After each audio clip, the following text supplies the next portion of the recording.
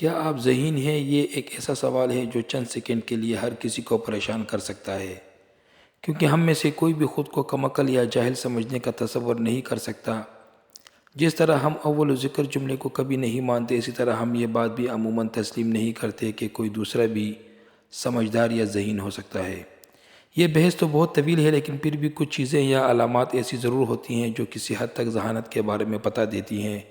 ذہین ترین افراد کو عام فہم میں ہم دور اندیش بھی کہہ سکتے ہیں، کیونکہ وہ عام افراد کے مقابلے میں زندگی کے مسائل کو بہتر انداز سے نہ صرف سمجھ سکتے ہیں بلکہ ان کے حل کے لیے بہتر اقدامات بھی اٹھا سکتے ہیں۔ ذہین افراد کی سب سے اہم صلاحیت یہ ہوتی ہے کہ وہ ہمیشہ روشن خیال اور کھلے ذہن کے مالک ہوتے ہیں، یعنی وہ ہمیشہ سے نئے نئے آئیڈیاز پر کام کرنا چاہتے ہیں۔ وہ لکیر کے فقیر اور کنویں کے مینڈک ہرگز نہیں ہوتے، اس لیے کسی بھی طرح ہر وقت روایتی طریقوں پر ڈٹے نہیں رہتے اور سٹیٹس کو کے مارے بھی نہیں ہوتے۔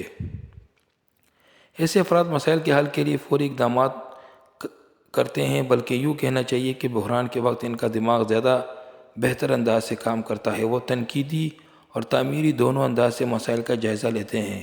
اب چونکہ وہ دور اندیش ہوتے ہیں، اس لیے ان کا کسی کام کے فائدے نقصان سے متعلق اندازہ بھی عموماً درست ہوتا ہے۔ ان افراد میں ایک بہت ہی عجیب بات یہ بھی ہوتی ہے کہ خود کو یہ کبھی اوسط درجے سے اوپر کے نمبر نہیں دیتے۔ کیونکہ یہ اپنی ذہانت کو کبھی غیر معمولی ہی نہیں سمجھتے۔ کئی مرتبہ تو انہیں اپنی قابلیت کے بارے میں خود بھی علم نہیں ہوتا۔ وہ اپنی ان کامیابیوں کو بہت کم تصور کرتے ہیں۔ مشکل حالات میں خود پر قابو پانا بذات خود بہت مشکل کام ہوتا ہے، لیکن ذہین افراد اس مصیبت سے بھی خود کو نکالنے کی جستجو میں لگے رہتے ہیں۔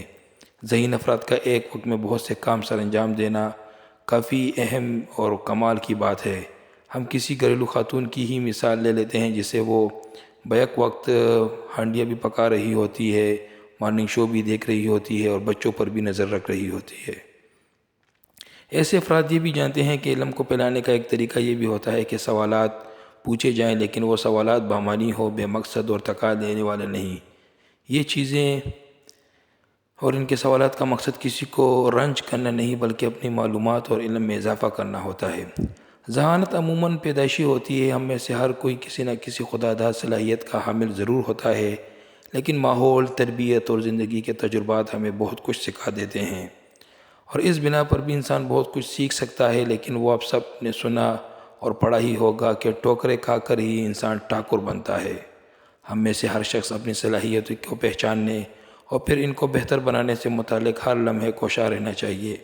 ملک و قوم تو بعد میں ہی رہے، لیکن پہلے انسان اپنی حالت سدھار لے، یہی بنی نوع انسان کی سب سے بڑی کامیابی ہے۔